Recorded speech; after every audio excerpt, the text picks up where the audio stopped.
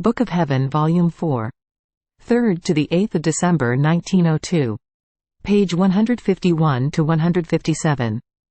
December 3, 1902. Disturbances with regard to obedience. Jesus reassures her. This morning, as I was in my usual state and my fears continued, when blessed Jesus came, I said to him, "Life of my life, how come you do not let me obey the order of the superiors?" And he, "And you, my daughter, don't you see where the opposition comes from? It is the human will that does not unite with the divine so that they may kiss and become one. And when there is opposition between these two wills, since the divine will is superior, the human will loses by necessity. Besides, what else do they want? I have told you that, if they want, I make you fall into that state. If they do not want, I let you obey. But as for the obedience that I should make you fall and I should make you come round without their coming, leaving this thing independent of them and all at my disposal, this is up to me. Whether I want to keep you in this state for 1 minute or half an hour, whether I have to make you suffer or not, this remains all under my care, and if they want otherwise, it would be wanting to dictate to me the laws of how and of when. I am the one who must do things, and this would be wanting to meddle too much in my judgments and acting as my master, while the creature is supposed to adore, not to investigate. I was left incapable of answering. Seeing that I was not answering, he added, "This not wanting to persuade themselves grieves me very much. You, however, in contrasts and mortifications do not keep your gaze on them, but fix it on me, who was the target of contradictions, and as you suffer them, you will become more similar to me. In this way, your nature will not be able to move, and you will remain calm and tranquil. I want that, on your part, you do as much as you can to obey them. As for the rest, leave it to my care, without becoming disturbed." December 4, 1902. Jesus manifests the reasons of his operating. I was thinking in my mind about this obedience, saying, "They are right in commanding me this way. Besides, it is not such a great thing that the Lord would allow me to obey in the way wanted by them. So they say, either he should let you obey, or he should tell the reason why he wants the confessor to come to make you come round from that state." While I was thinking of this, my adorable Jesus moved in my interior, telling me, "My daughter, I wanted them to find the reason of my operating by themselves, because in my life, from the moment I was born up to my death, everything can be found, since the life of the whole Church is enclosed in it. When compared to some step that can be conformed to my life, the most difficult matters are solved, the most tangled situations are unraveled, and in the most obscure and abstruse ones, such that the human mind almost becomes lost in that obscurity, one finds the clearest and brightest light. This means that they do not have my life as the rule of their operating, otherwise they would have found the reason. But since they have not found the reason themselves, it is necessary that I speak and manifest it." After this, he stood up and with empire, but so much that I became fearful, he said, "What is the meaning of that, ostend te sacerdote, show yourself to the priest?" Then, becoming sweeter, he added, "My power extended everywhere, and from any place I was I could operate the most sensational miracles. Yet, in almost all my miracles I wanted to be personally present. As for example, when I resurrected Lazarus, I went there, I had them remove the sepulchral stone, then I had him released, and then, with the empire of my voice I called him back to life. In resurrecting the young girl, I took her by the hand with my right hand, and I called her back to life. And in many other things which are recorded in the Gospel, and which are known to all, I wanted to be there with my presence. This teaches the way in which the priest must behave in his operating, since the future life of the Church was enclosed in mine. And these are things that pertain to you, though in general, but your specific circumstance they will find on Calvary. I, priest and victim, lifted up on the wood of the cross, wanted a priest to be present, to assist me in that state of victim, and he was St. John, who represented the nascent Church. In him I saw everyone, popes, bishops, priests and all the faithful together, and while assisting me, he offered me as victim for the glory of the Father and for the good outgrowth of the nascent Church. The fact that a priest assisted me in that state of victim did not happen by chance, but everything was a profound mystery predisposed ab aeterno, from eternity, in the divine mind, intending that when I choose a soul as victim for the grave needs present in the Church, a priest must offer her to me, assist her for me, help her and encourage her to suffer. If these things are understood, fine, they themselves will receive the fruit of the work they offer. Just like St. John. How many goods did he not receive for having assisted me on Mount Calvary? If then they are not understood, they do nothing but put my work amid continuous contrasts, diverting my most beautiful designs.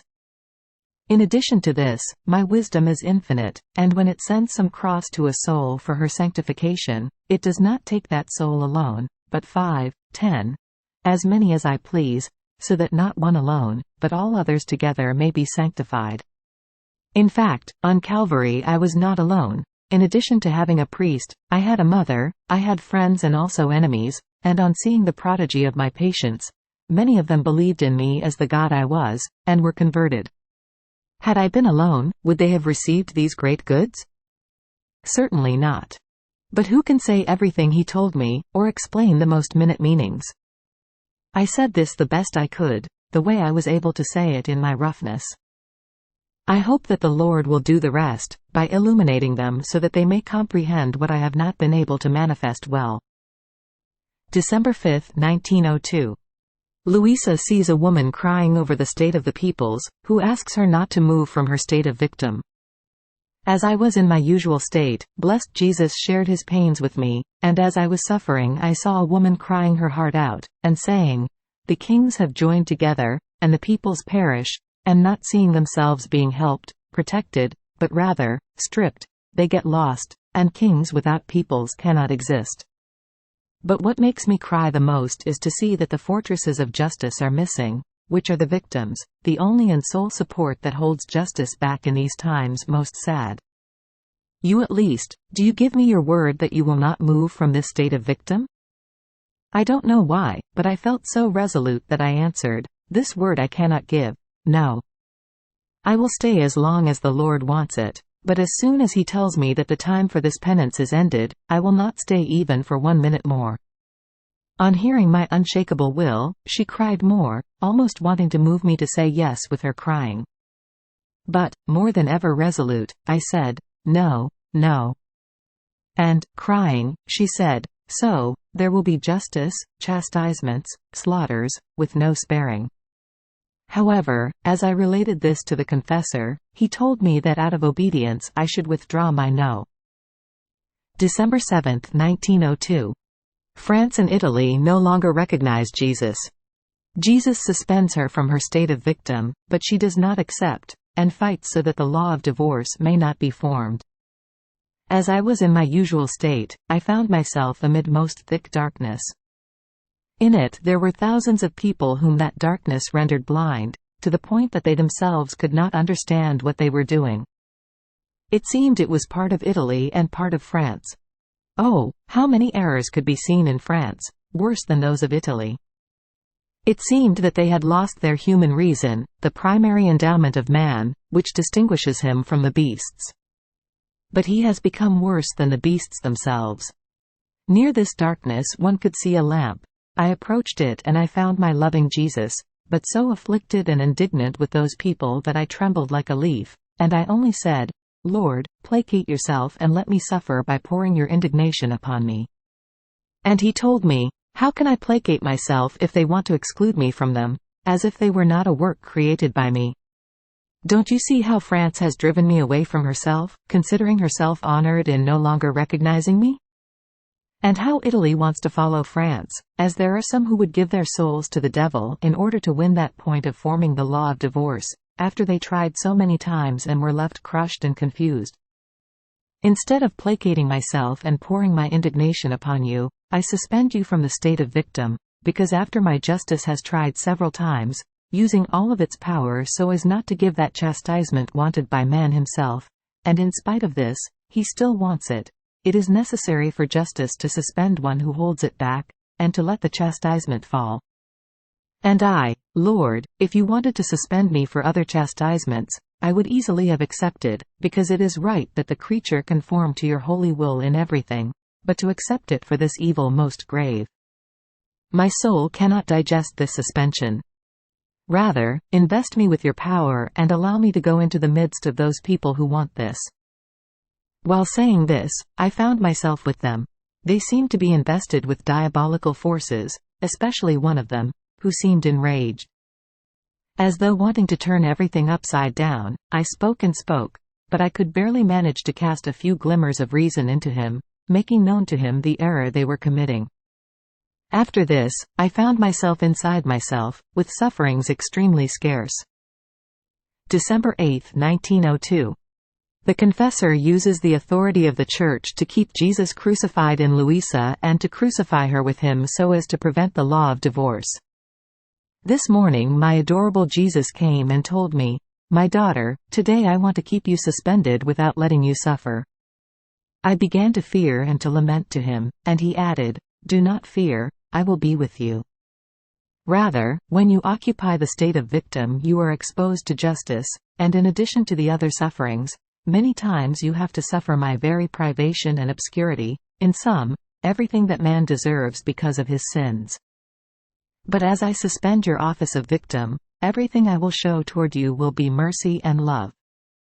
I felt released from my state, even though I could see my beloved Jesus, and I understood very well that it was not his coming that rendered the coming of the confessor necessary to make me come round, but rather, the sufferings that Jesus would send me.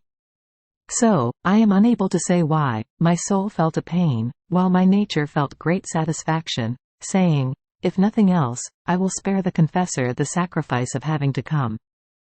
But while I was thinking of this, I saw a priest clothed in white together with our Lord. It seemed to me that he was the Pope, and the confessor was with him. They were praying him to make me suffer so as to prevent the formation of this law of divorce, but Jesus would not pay attention to them.